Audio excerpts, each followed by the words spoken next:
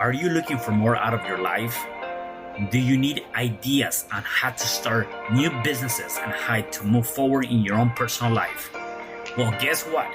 You have come to the right radio show.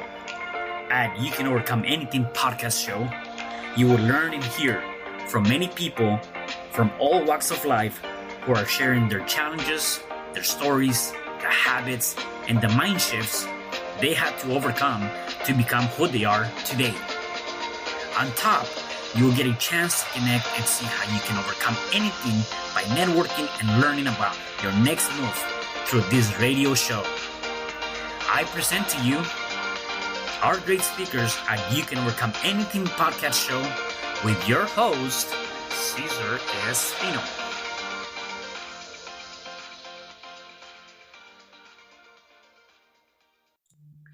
Hey, welcome back. It is your friend Cesar Espino, and you can find me at www.CesarRespino.com. Welcome to another episode of You Can Overcome Anything podcast show. And today I have a special guest. His name is Zachary Babcock. Hey, Zachary, how are you, brother? Dude, Cesar, what's going on, man? I'm excited to be here, dude. Man, I'm excited to have you here. Definitely, we've been connecting on and off for quite some time now, and I'm glad to have you here today because I know you're going to have so much great energy and information to give us. Hey, man, dude, yeah, I'm fired up. Likewise, it's been a long time coming to make this happen. Yeah, for sure. So let me give the viewers and the listeners a little bit of your background, and then we can dive into that, right? So Zachary, he came from over 5 years in prison to a six-figure business owner. He helps entrepreneurs launch, grow, and monetize top-shelf passive income businesses and personal brands. He has interviewed over 100 celebrities and alpha entrepreneurs on the Underdog Empowerment, and he has a broad perspective from both extremes of life. And man, that's amazing. Yes, even thinking about that and the story and you know your show of the Underdog Empowerment, it's just so good to know about that. So let me start with that, though. Tell me a little bit about your past life and your upbringing and how you ended up in jail. Yeah, man. I'll give the quick story, the high the high overview, cliff notes. We could dig deeper if you want. Yeah. But I grew up. My dad died when I was 7. My mother was amazing. But it's hard for a single mom to raise a boy. We need that disciplinary father figure type in our lives. Well, anyways, I'm not using that as an excuse, but that's just, it's right. I grew up in Ferguson, Missouri. And so I wanted to fit in with other people, the wrong crowd a lot of the times. And I did things that were outside of my character that went against my own values, to fit in. And so that led to not having a chief aim in life and smoking weed and just, never having nothing really to strive for and making a lot of poor decisions in the process, which ultimately landed me in prison by the time I was 19.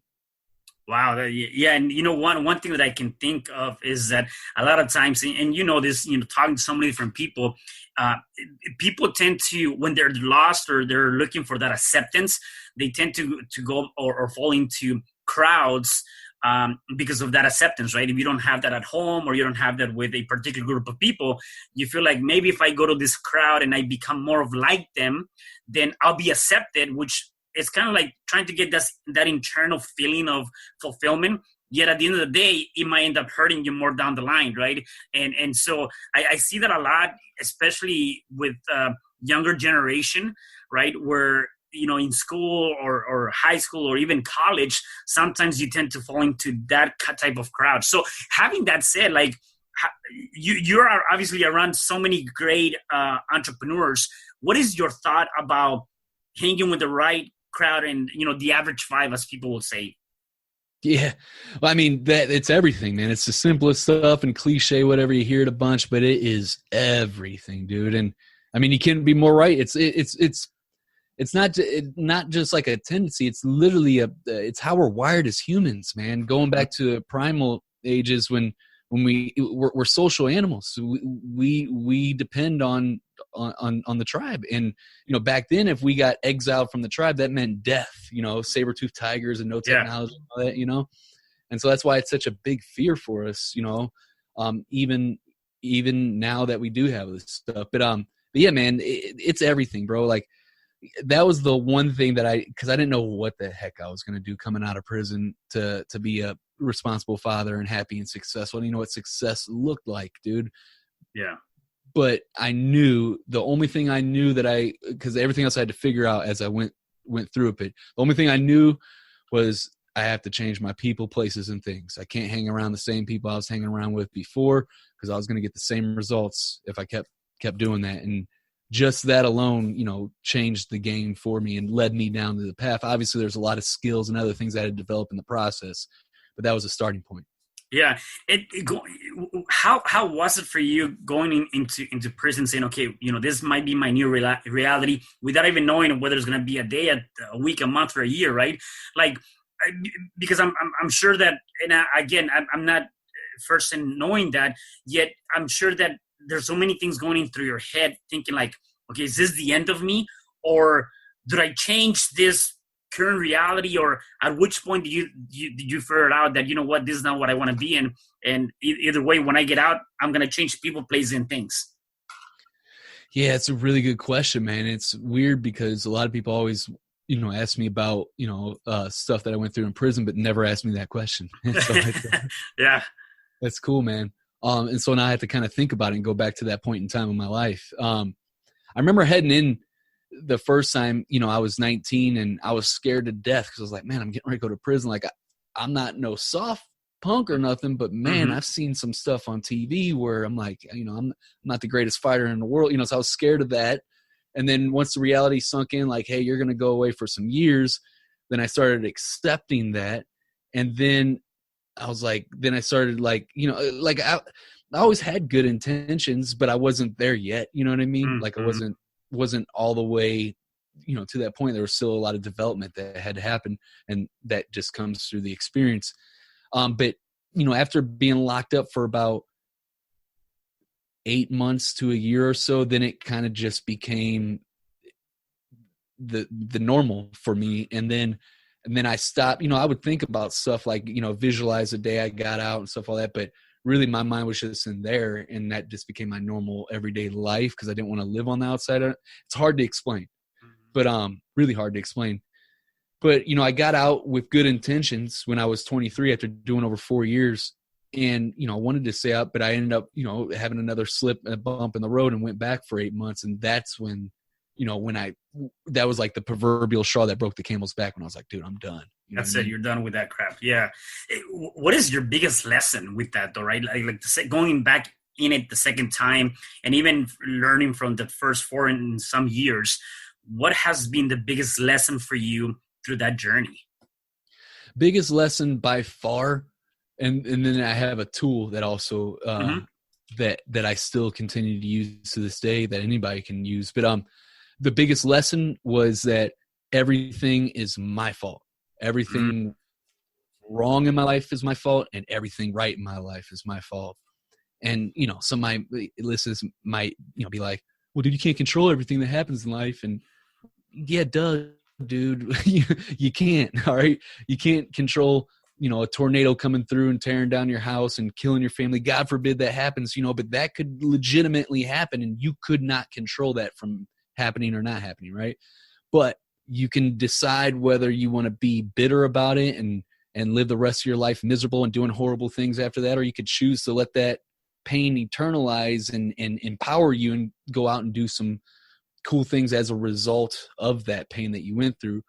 Whatever you decide to do, though, man, it's your choice, and you get to respond however. You got the freedom to respond to whatever happens to you. So no matter what, meaning you always have the power over your circumstances. You can choose to, whatever happens to you, oh, I got cancer, I'm going to live the rest of my life miserable, or you can choose to go out and do some cool stuff. It's your choice. You know what I mean? And I love that. And at the end of the day, it comes down to taking full responsibility and acknowledging whatever the hell is going on with you.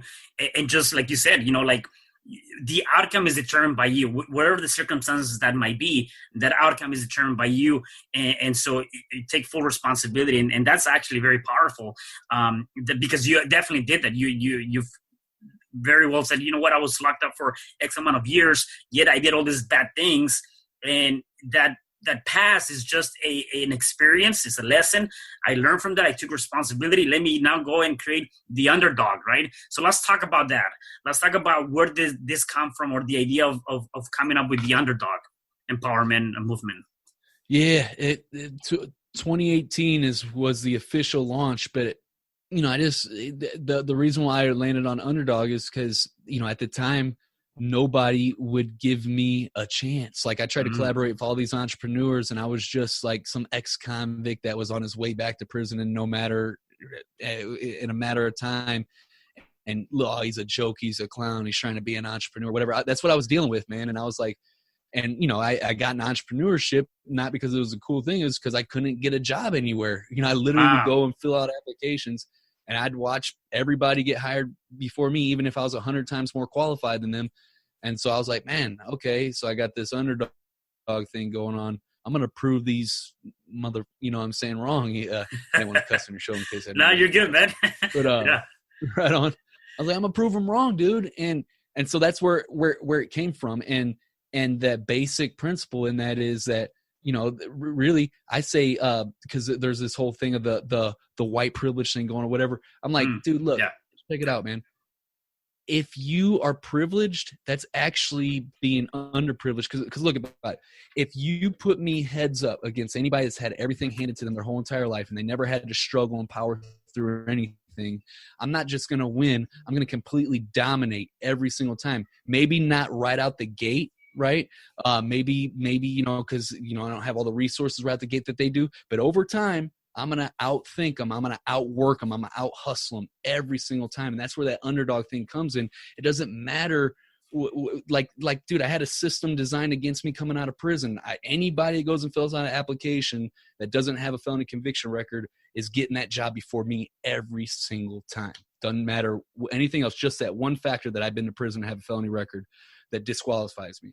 I'm not going to let that beat me. I'm not going to stand for that and say, you know what, dude. And then there's going to be people listening to this that have had situations worse than me and be like, well, dude, you ain't had this word. Haven't had it this bad. And I'm going to be like, you know what? You're right. But I know there's people out there that I know of that have had it worse than you that still made it happen. So if you say that a person is only winning because they're privileged, what's the reverse of that saying? It's saying that I'm only losing because I didn't have everything handed to me. You know what I mean? So It's like, I don't know. It's the whole empowering aspect that you control this shit. It's up to you, man. It's like, how much of it do you really want? Like, I don't know.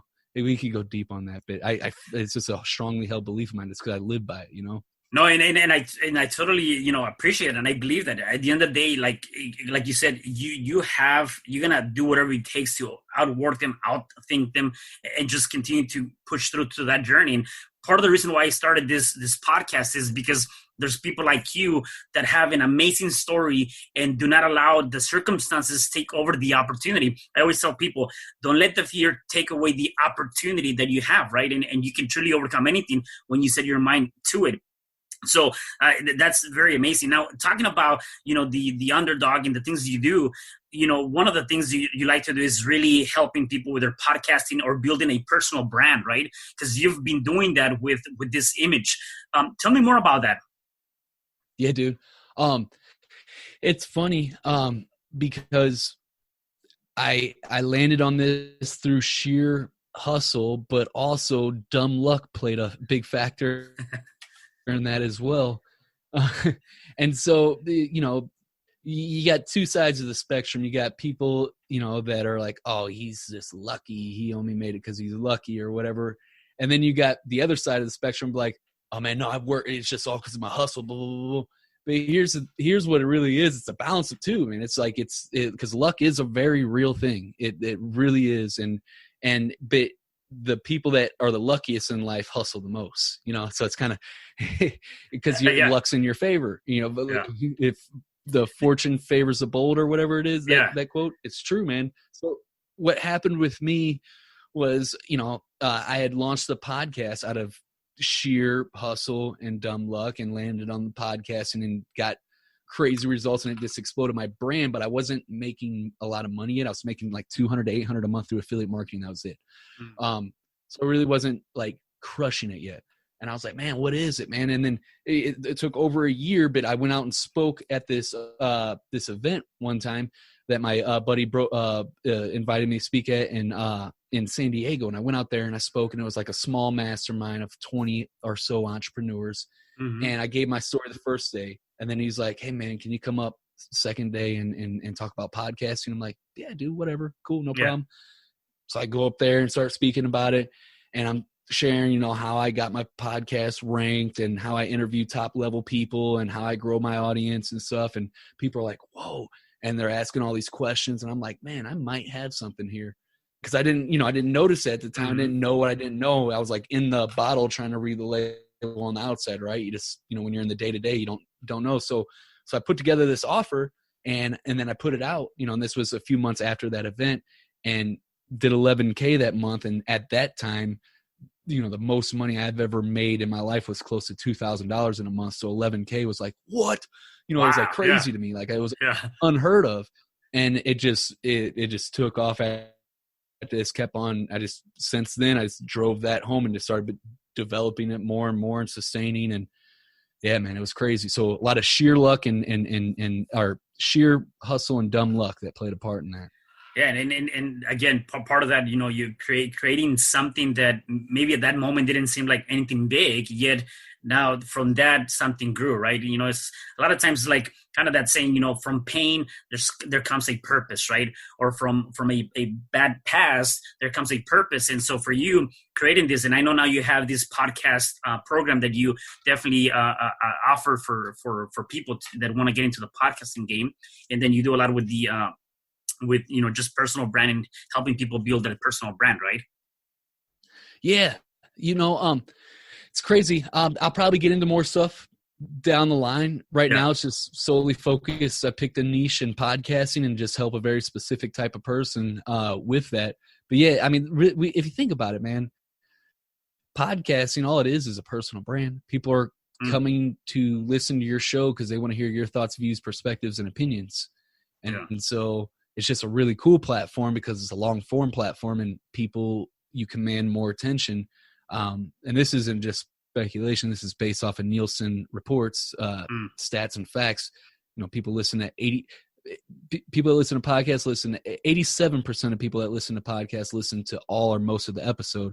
And that's, sometimes you're listening to 3-hour episodes like Joe Rogan. So it's just a lot of attention to build your brand on. It was how I, was able to go from in 1 week's worth of time of nobody wanting anything to do with me because I'm an ex-convict and was trying to figure it out to the next week interviewing Billie Jean as marketing, just having a constant spiral of upwards momentum ever since.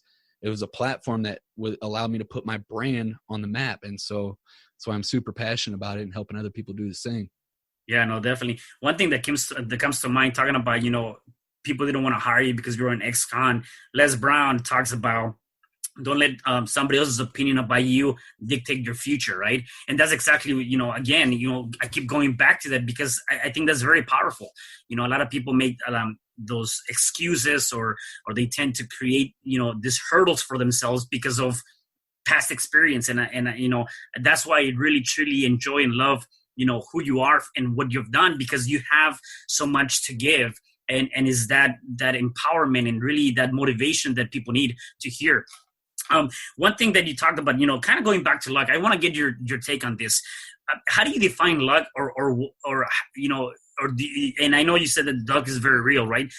How do you define luck or how do you get to being lucky, right? And see, what is your take on that? Yeah, dude. and who knows if even luck's the right word for it. I think it is, but I think it's like chance or whatever. It's just, it happens to those who take action. Luck happens to those who take action. Yeah, some people that don't take action, they get lucky every now and then, but the people that get lucky the most are the people that are constantly taking action in one direction towards a goal. You know what I'm saying? They're steadily in movement towards that goal, trying different things, putting themselves in, like me, I was showing up at that event to speak. And then luckily he asked me to come on and speak the next day about podcasting. I didn't think nothing of it. And I went up there and I got to see firsthand that people were so excited about it and I might have something there. And that that turned into, scaling a multi 6-figure podcast marketing agency where we're at right now. So it really is this like opportunity, happening by taking action. But then there's also the flip side of that, of bad luck and bad things that happen. And that's unavoidable. And that's going to happen, but it seems that, there's always going to be stuff that hits you hard in life. But from my experience, when I wasn't taking action, or when I was doing the things that I shouldn't have been doing, I had more bad luck in my life. But when I started moving towards stuff that I should be doing, living in my purpose and my passion and into my potential, I started having more good luck than bad, if that makes sense. The results flipped. You know what I mean? Yeah, definitely. So it's kind of like, what you focus upon and you manifest is what you're going to end up getting at the end of the day, right? And so I think, I believe that, the luck, or however you want to put it, is you create that, whether it's good or bad. So you create the opportunity, or you create the negative outcome, right? And it's based on like you said, the actions that you're taking, the things that you're doing, right? Now, one thing that I see here in my notes is that you help people, or you teach them on how to build and engage audiences on social media. So how does that work? Specifically, when you're looking at either podcasting or doing something in social media that you want to get more engagements, how do you do that? Well, yeah, man. When I first started promoting my podcast, so right out the gate, I got it ranked on Apple on day 3. And then the next week, I leveraged that, showed Billy Jean, messaged him about it, and asked him to come on my show, and then had him on the next week. And so I immediately was breaking through with my brand with the podcast right out the gate. However, I spent the next year with my podcast numbers, downloads, audience, right? It's audience size, not growing. It was anywhere from 885 downloads a month to 936 or something, just ebbs and flows between that number. And it was never, never more than 2,000 a month, and never less than 885 a month. And I was frustrated, dude. And I was like, well, why is this, man? And, there was a lot of reasons to that, because my main strategy was just sharing it on social media and asking the guests to share. And I found that, because of the way how I was doing it, that most of my guests were not sharing the episodes, because I didn't get a verbal agreement from them ahead of time that they would actually share, but also how I was actually sharing it, man. I was just posting it, like the episode, and just like some lazy way. Like I was putting all this energy into creating it, right? And then producing it. And then when it came time to actually marketing it and getting it out for people, I was lazily marketing it. And I wasn't telling stories like I'm telling now. And then when I started telling stories in the posts and actually giving lessons in those stories, just like I'm doing right now as I'm telling the story, that's when I started getting more engagement on social media specifically. And when I started focusing on doing exactly what I'm doing right now, going on other podcasts that align with mine and just talking like we're having a conversation now, then my own podcast grew. So it was like going on other podcasts, getting in front of other audiences was a main way of how I grew my audience, and also telling more stories, more engaging stories, and having lessons in them when I'm promoting the podcast or whenever I'm posting on social media. That was a major breakthrough. That's awesome. And in terms of, I think that's one thing, whether it's podcast or whether it's online marketing or anything like that, one of the things that I think people fear the most is, or they don't know how to do it, is how did I make offers online that actually convert and sell? Yeah, dude. That right there, dude, that is, if you look, man, that's probably the one thing that you want to invest in the most. That's what really got me through the next level. So let me tell you another story, dude. I already had the podcast up and running. This was before I got invited out to speak at that event, right? And so I was able to use these skills that I learned before I went out to that event to create the podcast offer. But before that, though, because I went out to San Diego and it was late January of 2019. This was in the very end of 2018, like October, I believe, October or November.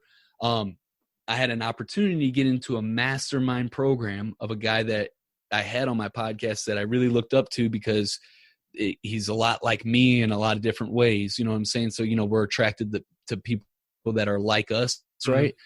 And I just really digged his philosophy and style, and also he was world class at copywriting and crafting offers and stuff. And so at the time, we were broke, bro. Like we were behind on our bills. Credit cards maxed out. Water was shut off. Literally, our water was shut off. And we have 4 kids. And I went and got a title loan on my Chrysler Aspen for $4,000. The interest rates on title loans are crazy, right? Shit. Yeah.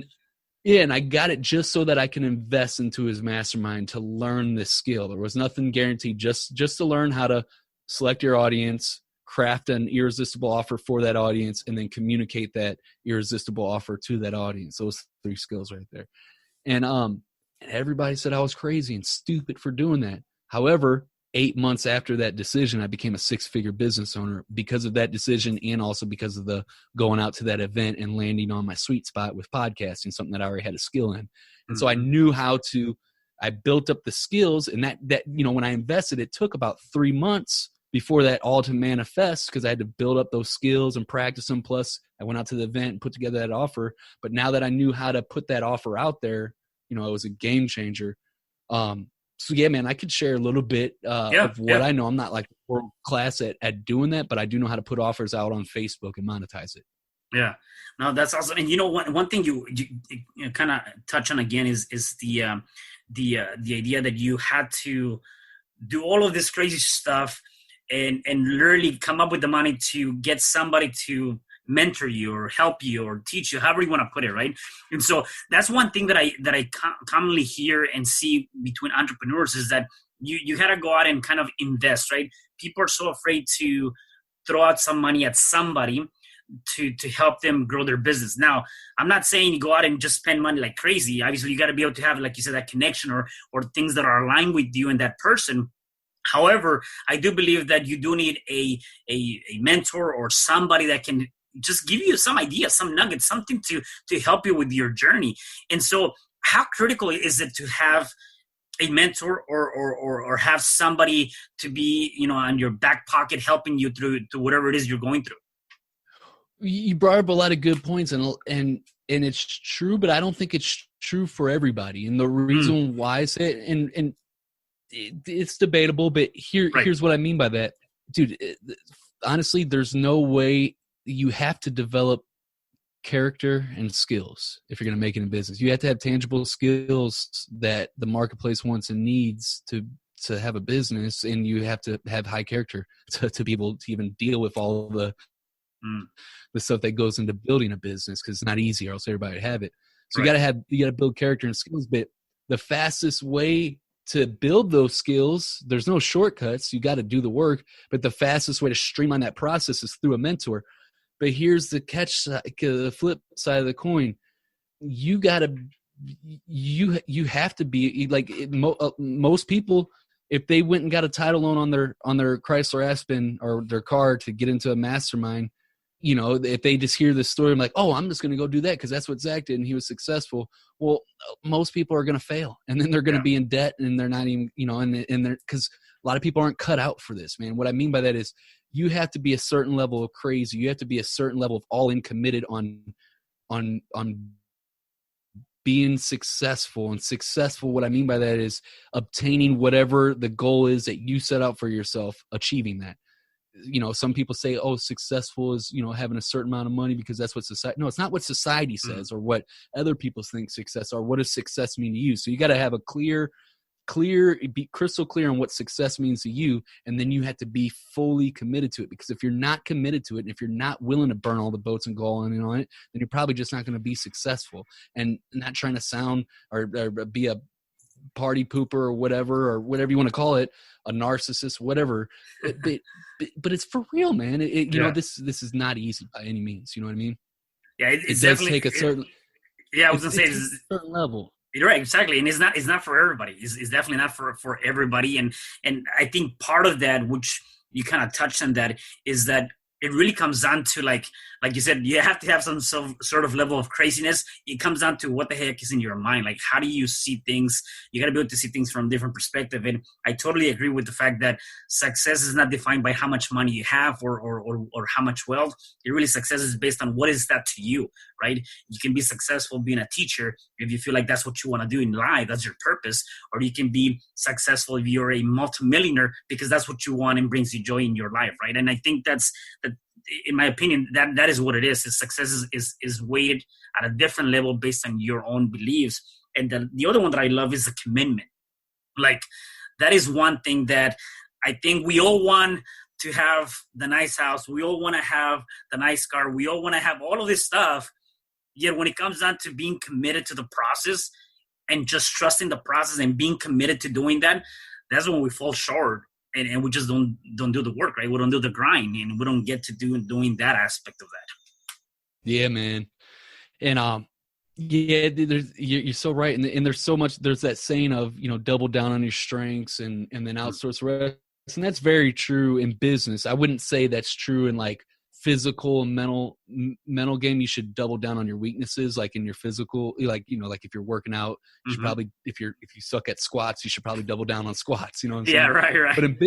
But in business, if you suck at systems and you're a marketing kind of person and systems are not, and I'm saying that because that's who I am. I'm a marketing kind of guy, like the visionary when it comes to integration and systems, and that makes it's nails on the chalkboard for me. But there's a certain level of, if you're like a CEO of the business, if you're playing the CEO role, there's a certain level of that you do have to integrate. And so the commitment part is, a lot of the times in business, you get to do things that you love doing, that you're passionate about, which is awesome. That's the cool part about it. So you can do a lot of work and do that. But then there's also going to be phases of your business where you're going to have to do work that sucks, that you necessarily don't love doing, and you just got to do the hard stuff. Andy Frisella says it best. I heard him say this one time, and he said these exact words, and they just stuck with me because I was like, that's it. That's how I believe in it. You know what I'm saying? But it's like, if you do the right thing the right way over the long haul, you'll get whatever whatever you want in life. And so it's so true, man. It's so simple, but it's not easy. But do the right thing the right way over the long haul, and you'll get whatever you want. Yeah, definitely. And that's actually I wanted to ask you, like, you've interviewed so many great people. What has been some of the takeaways or the lessons or the things that you've learned from those interviews that have resonated with you? Yeah, great question right there, man. It's always, every time, it's in every interview, there's always something, because how I try and do, what I do is I treat my podcast like a way for me to get world-class consulting from people who would otherwise be unreachable to me, Yeah. And it's very true. Like I would have never been able to sit down with Andy Frisella twice now for 45 minutes and just ask him anything I want. But because I had the podcast to leverage that, now I can ask him how did he get through certain areas that I was going through. So for an example, I was just sitting down with him a few weeks ago, and we're scaling right now. We're trying to go from multi 6-figure business to 7-figure business. And that's quite a jump. And it's a lot different than just getting your business off the ground. It's a completely different ball game, right? And it requires a new set of problems with a new set of skill sets that you got to learn and all that stuff. So I explained this to Andy, where we were at and what we were doing. Then I asked him, I was like, dude, when you were going through this phase with First Form and Supplement Superstore and all these companies, what did you focus on as the CEO to get to that next level? How did you build it out? How did you scale your business? And then he broke it down exactly step by step. And he broke it down. And he's like, I look at it 10-year phases. This phase, we were doing this, and I was like, wow, it was groundbreaking to me, at least. And so that was awesome, but then there's plenty of other examples of, people that I interviewed at that time. I was going through something different in that phase, and that they helped me break through in a major way. Yeah, no, I love that. And definitely for me, even too, just kind of talking to many different people, it just gives me the ability to learn more. And I always believe that you're always learning and growing. And the only way you can do it is to keep pushing forward and just surround yourself with that type of group of people, right? That can help you with that. Yeah, definitely. In terms of your life lessons, what has been your biggest life lessons up to this point? Man, that's a tough question because it's hard to say what's the best ones, right? But I would say the kind of what we touched on earlier about the, how you respond to anything. It's, it's your choice. It's you have the freedom to choose how you respond to anything. That empowered me to turn my life around from, not a good place to, a great place. So, I am the type of person that, I'm emotional sometimes, like emotional, and like I will get frustrated or pissed off, or I'm really intense. It's a good way to put it. Really, really intense. And I hold myself to a certain sense. So I'll get upset with something. And, that's cool. Emotion's great to take action with, but it's not good to make decisions with. So like, one of the great lessons I learned is to not make decisions emotionally. So if like you're all fired up about something, if you're super excited or if you're super frustrated or whatever, to let the emotion pass before you actually make the decision logically. And then after you make the decision, then bring those emotions back and take action with the emotion. You know what I mean?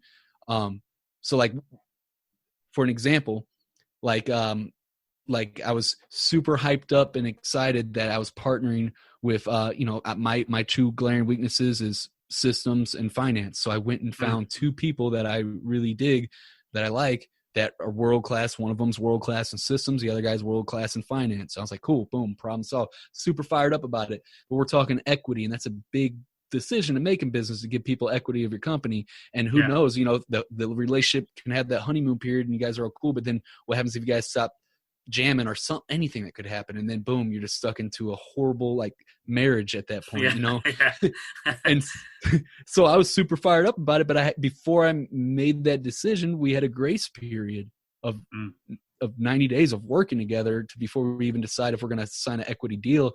That way we get to really see and think about, is this what I really want to do and stuff, and then boom, we make the decision, we sign the agreement, and then we can excitement again that we're a good team because we figured that out, that we can communicate with each other and that we're all in on this. And now I can act with that excitement again and move forward with it. You know what I mean?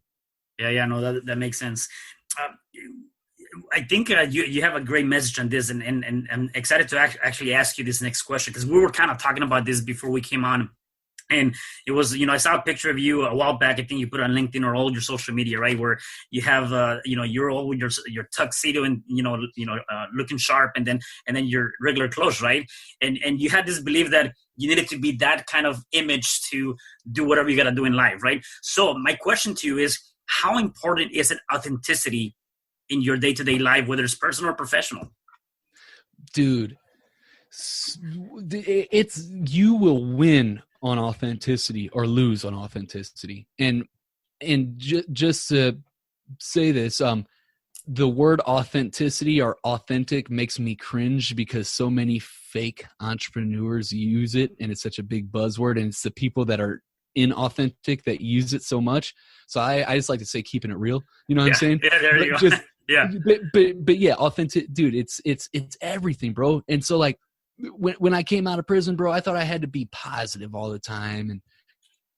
And don't get me wrong, I have a positive mindset and I'm optimistic, but there's also days where I just want to punch people in the throat, or where where I'm pissed off, or I'm having a bad day, or, just going through a slump or something. I'm a human being just like everybody else. And so I thought I had to be positive all the time. And then I thought I had to wear suits and ties to be successful, and nothing wrong with suits and ties and looking dapper, bro. But I mean, a lot of you guys are just listening to this podcast, but if you see me, I got a beard that goes down past my nipples and a body full of tattoos, and I did time. The suits and ties is not me. It just is not me. I look, I feel kind of, clean, like good and whatever, but I'd rather just go around in a t-shirt and some jeans and some shoes, and I'm cool. You know what I mean? That's more my style. That's me. That's me being authentic. You know what I'm saying? And I'm super unpolished. I'm raw. I'm like, you know what I'm saying? I'm not like the cut and dry professional type.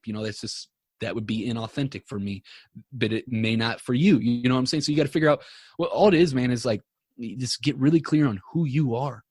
And one of the main things that helped me break through is I used to think I had to be positive all the time, but then I stopped. I was holding back punches. I would not say things that I knew would, offend a lot of certain people, but would get through to people on such a level that would could possibly potentially improve the quality of that person's life. But I wouldn't say it because I was afraid of how I would be perceived by someone else. And so I wouldn't say my truth. So I wouldn't speak what I truly believe. I'm not saying go out and be polarizing just to be polarizing because then you're just a douchebag. But say your truths. What do you really feel and believe? What do you strongly believe, and speak that, because the world needs that. There's going to be, and no matter what, even if you are the type that's scared and you're saying all these things positive or whatever, no matter what you are, if you're being totally fake or totally real, there's always going to be half the people that hate you and half the people that love you, no matter what. So it's just so much more liberating and better to just be yourself and not worry about who you offend in the process. Yeah, and that's actually something that I'm myself learning throughout the journey too. And it reminds me of, at the end of the day, you have to just speak the truth and as you said, be real to yourself. And you're never gonna be this goal that everybody's gonna want. At the end of the day, you're gonna have the good and the bad. People are always gonna have something to say. And I think I love what you did, and I'm gonna take it back to another story. With everything going on right now, and you had posted something, or you went live on your Facebook, and we're talking about Black Lives Matter or something to that extent, right? And I love how you carry yourself on that, because again, it goes back to it says a lot about who you are and about the things that are going on, right? You're being authentic, you're being real, you're speaking your opinion, and then you hear people kind of attacking you. There was a couple of attacks here and there, or their opinions about, well, how can you say this or how can you say that? At the end of the day, your message is, look, I'm just speaking my truth. I'm just speaking my opinion. Except you carry yourself very well, in the sense of you were not confrontational. And so it goes back to anything that you say, right? Or anything that you do. You speak your truth. You speak who you are. People are going to like it. People are not going to like it. How you react or what you do at the end of the day is the difference between who you are. And you carry yourself very good in that. And it's just amazing how, unfortunately, people don't see that, right? And I think it comes down to just being very real to you. Dude, I appreciate that, man. I can see you pay attention to detail. I do for sure. So, no, that's awesome. So before I let you go, I have a couple more questions for you. The first one, I guess, is what's next for you? What do you see in the near future for you and with your empowerment of the Underdog? Yeah, man, we are building a world-class podcast marketing agency. And what that is we're going to dominate the podcast industry. And how we're going to do that is our vision statement is to imagine a world where you don't have to pretend to be something that you're not. And that's something so close to my heart. And because I did that myself with the wearing the suits and acting positive all the time, and thought I had to, be successful right away and pretend it and stuff, because it's this in the internet marketing space. There's too much bullshit going around. People on Instagram showing you that they're living on a beach and just on a computer, and that everything's easy and you don't have to work hard. And that's bullshit. You're going to have, if you want anything that's worth having in life, you're going to have to work your face off for it. It's going to be a lot of hard work, a lot of trying times, a lot of times where you question if you can keep on going on or not. But I just want to show people that, hey man, you don't have to pretend to be something that you're not. You don't have to act like you're further along when you're not. It's okay to be just starting out and say, hey, look, I'm just starting out and I'm going to figure this out. Come along with me. This is who I am. This is what I'm about. This is what I stand for. This is what I don't stand for. And so we're helping people like that get their message out through podcasting. That's how we're going to build a world-class podcast marketing agency. After that, that is the cash cow that's funding my outsourcing agency that I'm going to build next. I usually don't like to talk about what I'm going to do, but hey, we're on this topic. But that outsourcing agency is going to be for guys and gals coming out of prison that were just like me. I'm not about giving someone a fish. I'm about teaching someone how to fish. And our current judicial system is a joke. I mean, you look at our look at our recidivism rates, bro. That system is built on money, and it's designed to keep you in the system. Compare our recidivism rates in the U.S. to any other country in the world, it dwarfs them all by a long shot.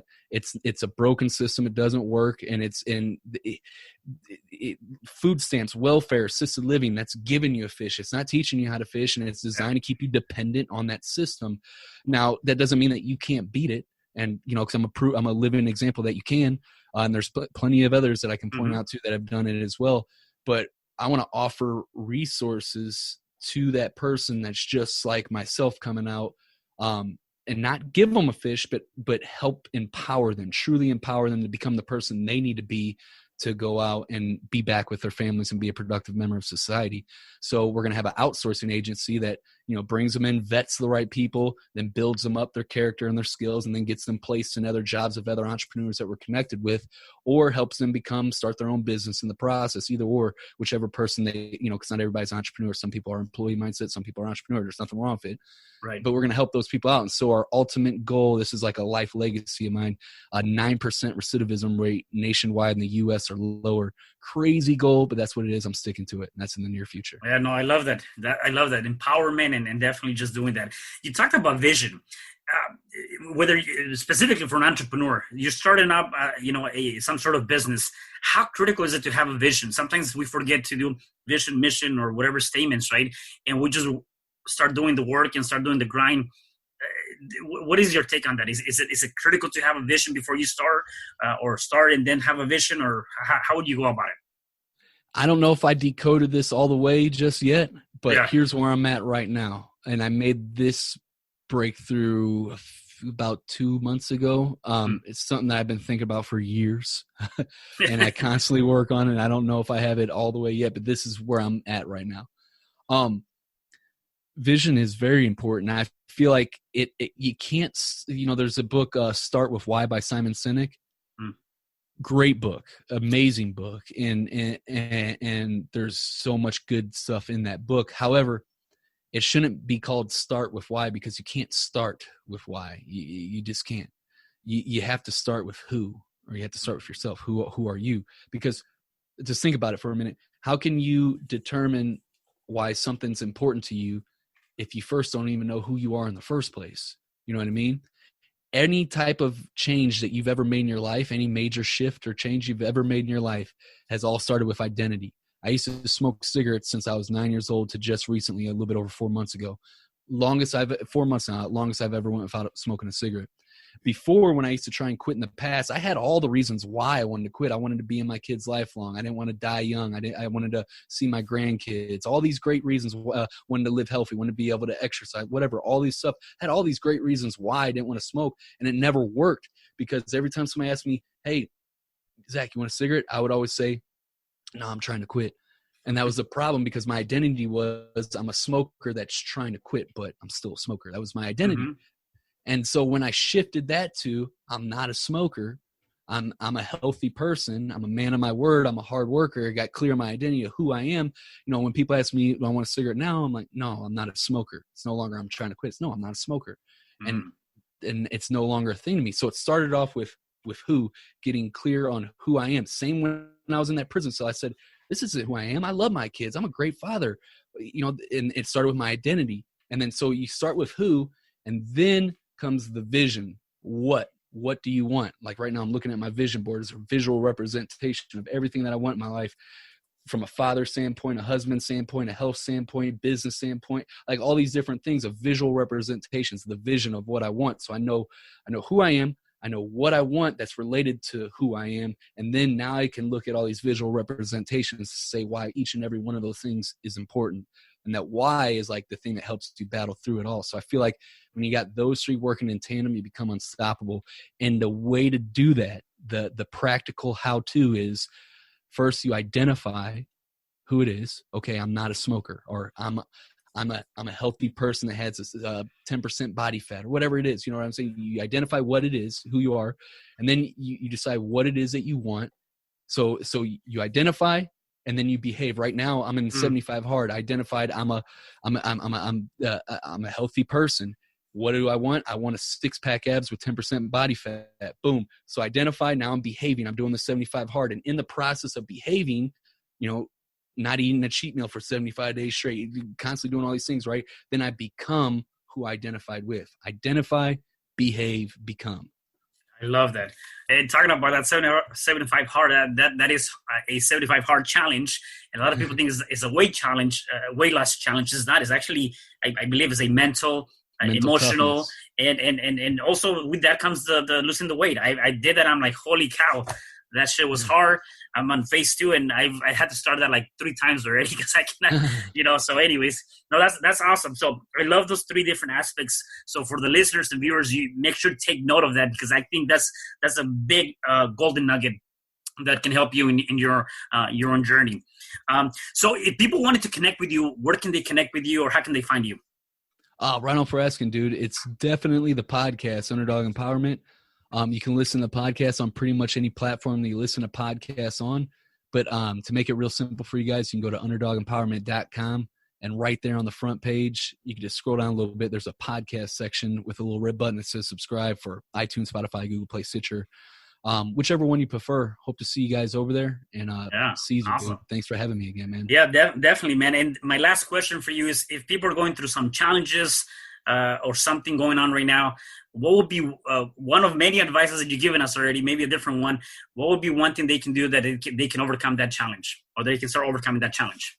Yeah, dude, I'll give you a tool. So going back to the not making decisions emotionally, but logically, and then acting with emotion. So while you're pissed, say you're having a bad day, and like everything that could go wrong is going wrong, because there's days like that, and you're just like frustrated, upset, ready just to throw in the towel for the day.